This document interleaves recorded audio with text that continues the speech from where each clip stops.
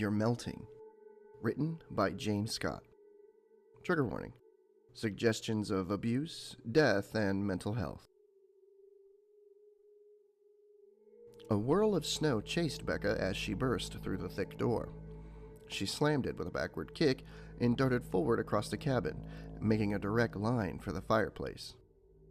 Biting the padded gloves from her hands, she flicked them to the ground and presented her icy fingers to the flames. She panted and sniffed, puffing out cold air from her lungs with intermingled groans. She wriggled her tingling fingers, the heat of the roaring fire slowly bringing them back to life. Closing her eyes, she paused, finally getting control of her breathing and settling her agitation. Time fell away, the darkness and the warmth becoming the only things that mattered. "You're melting," her father grumbled. Becca jumped so hard that she squealed. Her eyes snapped open and the room narrowed back into being. He wasn't supposed to be there. "Sorry, Daddy. I'll clean up, I promise. So cold. Just need a minute," she whispered once her heels touched back to the floor. A biting wind howled over the roof. The battering of soft snowflakes against the windows appeared like a harmless feathering of cotton. Having just been out in it, Becca knew its kind of aesthetic was a lie. The absolute darkness of an unhindered night blanketed all but the fluffy shards from view. Once she confirmed her body was still alive and not forever turned to ice, she shed her hat and wet jacket, keeping her padded underlayers in place. Becca curled up the armchair opposite the old man and basked in the warmth of the dying wood. "You've been crying?" he observed. "What? No. I promise I haven't. Probably just read from the storm." He said, before pointing to a pot of tea that warmed by the fireside. Becca sighed in ecstasy at the first sip of the hot brew. The wait while she poured his first had been excruciating. Her hands squeezed the hot clay mug, and every touch of it to her lips warmed her frozen core. She had to fight her eyes from trying to close. No matter how long the day had been, sleep was only for bed. That was the rule. "I know you hate it here," her father suddenly said, making her choke and splutter the drink. "I've never said that," she croaked. "Still, you hate the darkness, then the endless light, and of course the cold. You hate the work and the people. You hate the food and the isolation. Most of all, you hate me. That's a lot of hate to suffer, all for little money." "A lot of money," she muttered. "Enough money." She refrained from arguing or commenting any further. Her internal alarm was sounding. It was a dangerous conversation, and it was the right time to say little. Maybe it's not worth it for a girl your age. Most teenagers are out with their friends, partying, exploring and graduating, being happy. Maybe you should just go home, escape, and finally be normal. You'll be old enough to choose a path for yourself next year anyway. You could leave me here, under the ice and snow. You'd be free. Becca paused her indulgence of hot tea and warm fire, scanning her father's face closely. This wasn't his usual anger.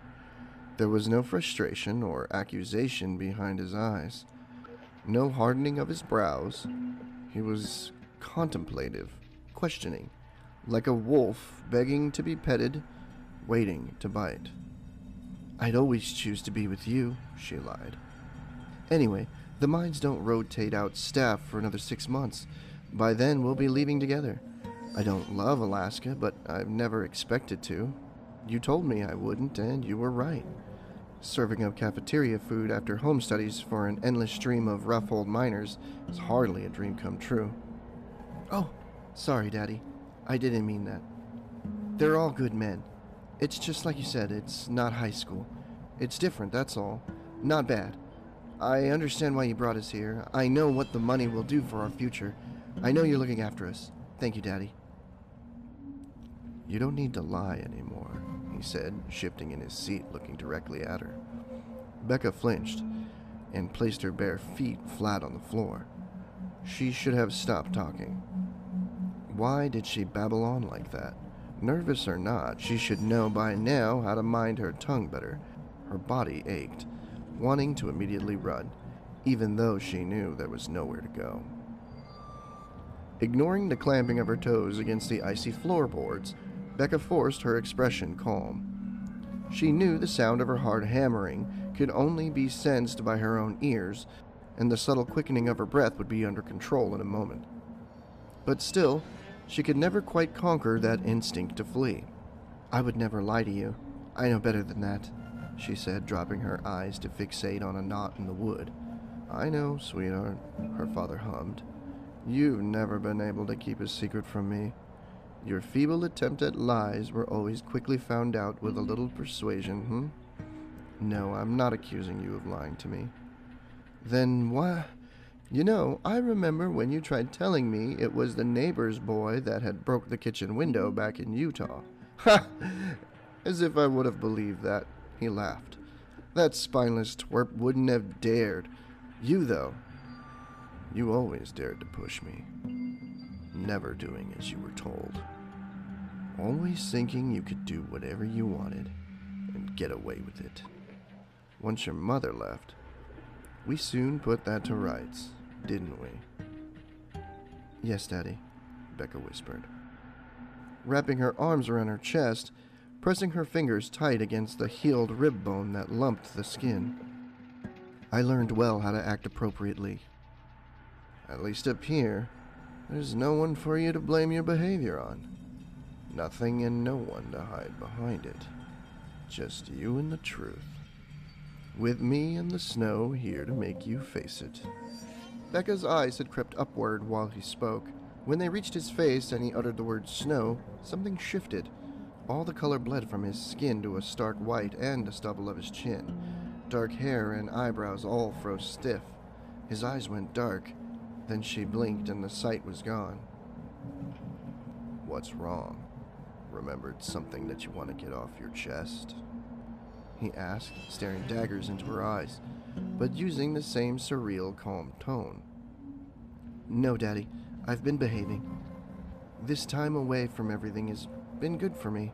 It was a smart choice you made to take this job. Here, why don't I go make you a fresh pot?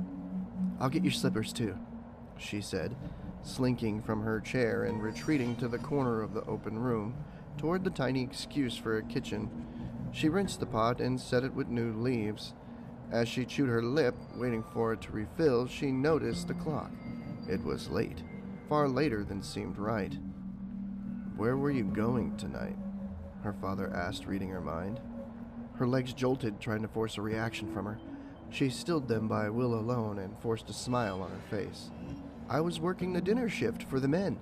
With us leaving next season, I need to get as many hours in as possible, make the money while we are here, like you told me to," she answered, knowing it for the truth but having no explanation for the lost hours since.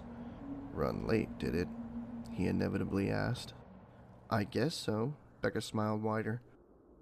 She set the tea by the fire and placed her father's slipper next to his chair.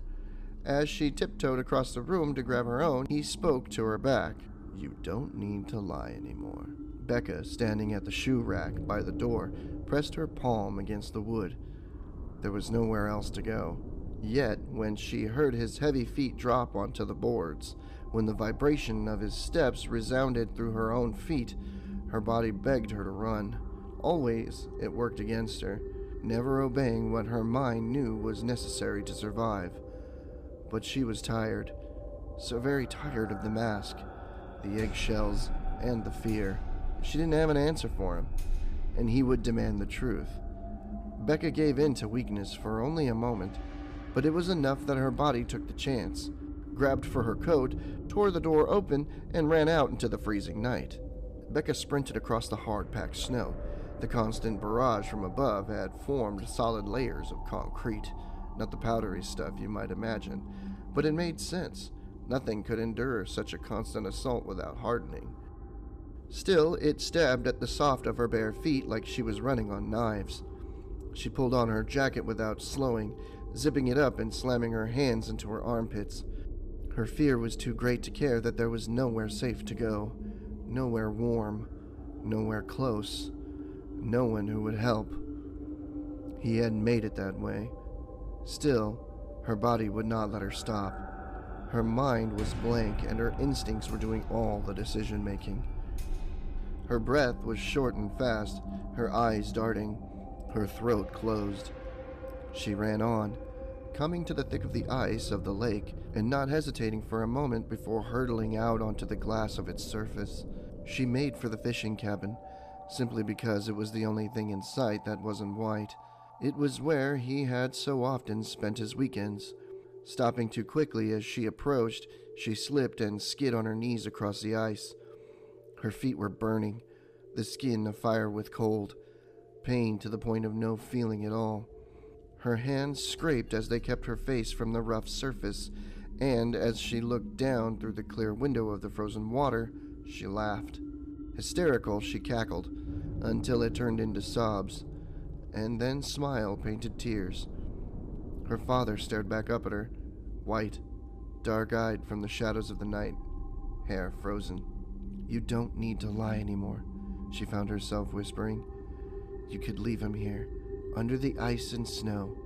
You'd be free. There's enough money." Becca dragged herself up, shook away the tears, and stumbled back toward the cabin on blistering, bleeding feet that she could no longer feel. She swayed over the hushed white, repeating to herself the mantra, "You don't need to lie anymore. You can be free.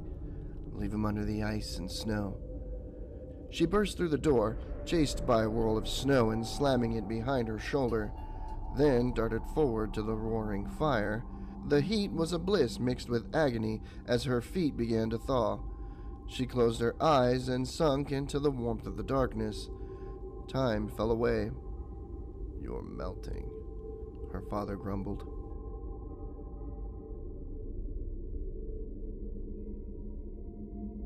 That was You're Melting by James Scott off of Reedsy.com.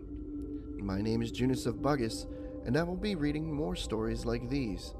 I also plan to expand onto other fun things as well as the channel grows. If there's something you'd like for me to read, please leave it in a comment. If you stayed this long, perhaps consider following, as it would be gratefully appreciated.